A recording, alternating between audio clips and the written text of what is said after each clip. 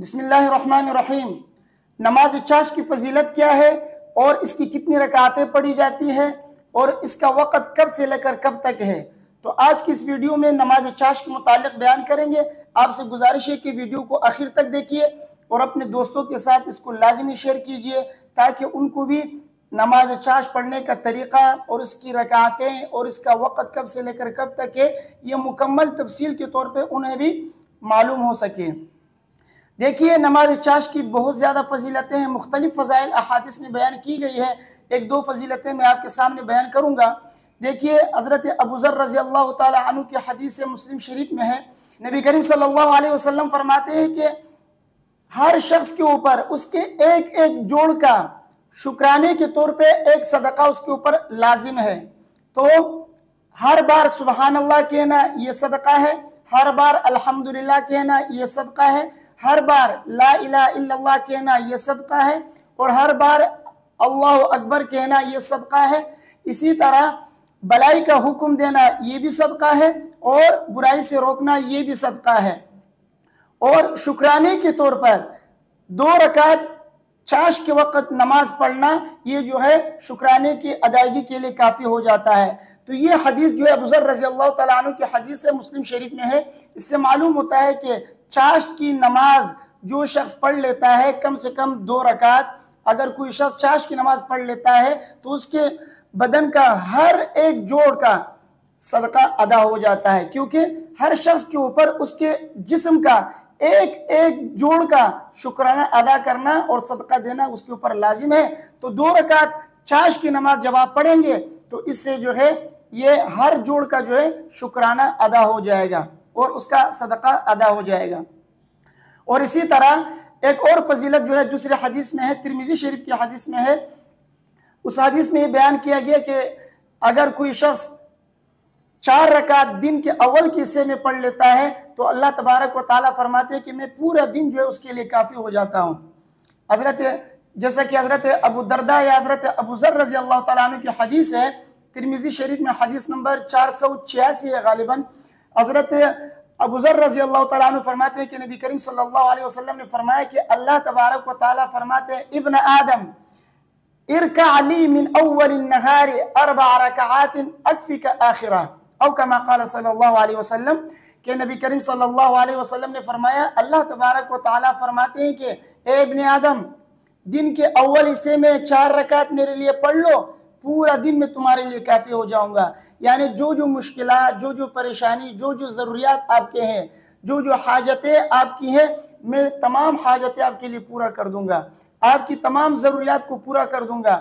जो जो मसाइल आपको दरपेश है सब के लिए मैं काफ़ी हो जाऊंगा। टेंशन लेने की ज़रूरत नहीं है, सिर्फ क्या करना है, दिन के अव्वल हिस्से में 4 रकात मेरे लिए पढ़ लिया करो। तो अल्लाह तबारक व ताला ने उस शख्स के लिए गारंटी दी है कि जो शख्स दिन के अव्वल हिस्से में मेरे लिए 4 रकात सलात ज़ुहा पढ़ लेता है तो मैं उसके लिए काफ़ी हो जाता हूँ। क्योंकि जब अल्लाह तबारक व ताला ने अपने ज़िम्मे ले लिया तो फिर जो है उसको किसी टेंशन की ज़रूरत नहीं है।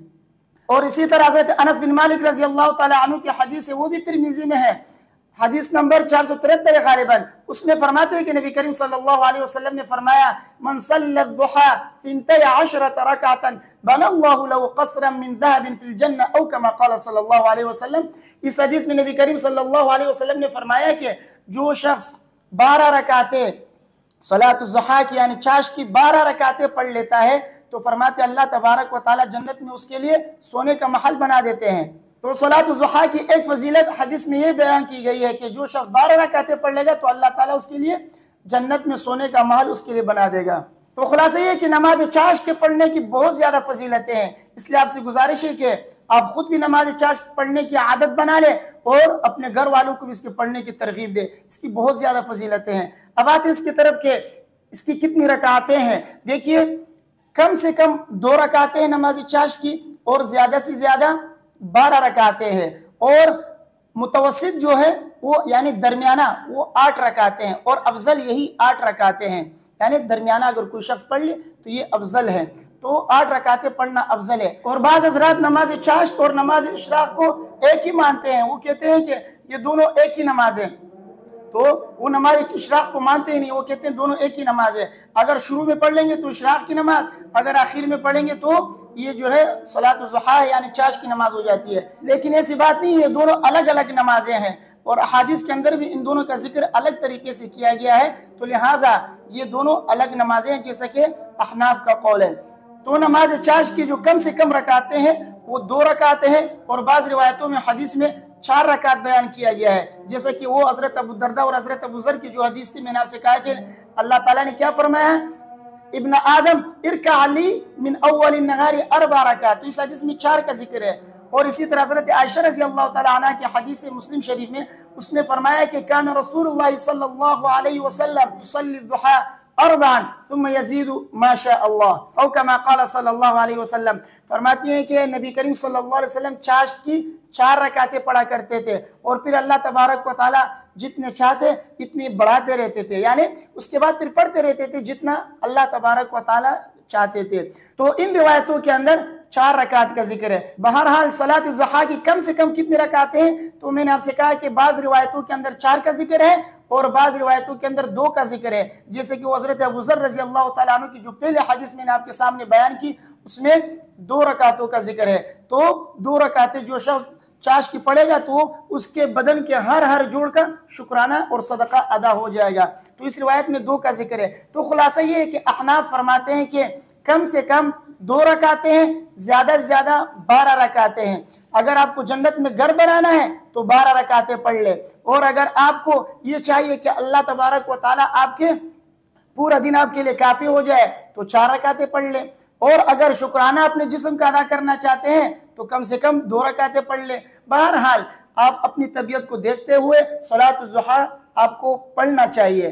सलात ज़ुहा आप पढ़ लीजिए, ख्वाह 2 रकात पढ़ना है, 4 पढ़ना है या 12, तो कम से कम 2 रकात, ज्यादा से ज्यादा 12 रकात, और दरमियाना कितना है 8 रकातें, और ये अफजल है। 8 रकातें पढ़ना ये उलमा ने लिखा है कि ये अफजल है। तो ये तो इनके रकातों के मुताल्लिक हो गई। अब आते इसकी तरफ कि इसका वक़्त कब से लेकर कब तक है। देखिए नमाज चाश का वक़्त वो सूरज तुलू होने के 1 नेज़ा या 2 नेज़ा बुलंद होने के बाद इसका वक़्त शुरू हो जाता है, यानी मतलब ये है कि कम से कम 10 मिनट के बाद और ज़्यादा से ज़्यादा 20 मिनट के बाद नमाज चाश का वक़्त शुरू होता है और ज़वाल से पहले तक इसका वक़्त रहता है। और नमाज चाश का जो अफजल वक़्त है वो नमाज चाश का जो वक़्त मैंने आपको बताया कि सूरज तुलू होने के 10-15 मिनट के बाद से इसका वक़्त शुरू होता है ज़वाल से पहले तक का। तो ये सूरज तुलू होने के 10-15 मिनट के बाद जब चौथाई से इसका गुजर जाए तो फिर इसके बाद इसका अफजल वक़्त शुरू हो जाता है। तो उस वक़्त आप चाश की नमाज पढ़ लीजिए, इंशाअल्लाह इससे आपको जो है अफजल वक़्त में नमाज पढ़ने का सवाब मिलेगा। और इसकी बहुत ज़्यादा फजीलतें हैं, जैसा कि मैंने 2-3 फजीलत इसकी मैंने आपके सामने बयान की कि कम से कम अगर आप 2 रकातें पढ़ लेंगे तो आपके पूरे जिस्म का हर जोड़ का जो है सदका अदा हो जाएगा, शुक्राना अदा हो जाएगा।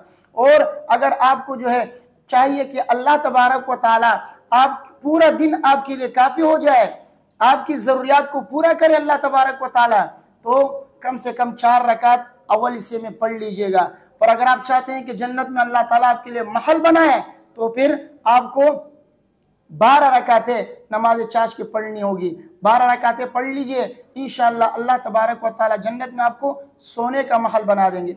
मुझे उम्मीद है कि मेरी बातें आपको समझ में आ गई होंगी। अगर नमाज चाश के मुताल्लिक़ कोई बात आपको पूछनी है या कोई सवाल आपके जहन में है तो आप कमेंट में लिख दें, इंशाअल्लाह उसके ऊपर फिर मैं अगली वीडियो में बात करूँगा। मुझे उम्मीद है कि मेरी बातें आपकी समझ में आ गई होंगी। अल्लाह तबारक व तआला मुझे और आप सबको चाश की नमाज पढ़ने की तौफीक अता फरमाए, बीमारों को शिफाए कामिल आजिल नसीब फरमाए। दुआओं में याद रखिए, वीडियो को लाजिमी अपने दोस्तों के साथ शेयर कीजिए। अस्सलामु अलैकुम व रहमतुल्लाह।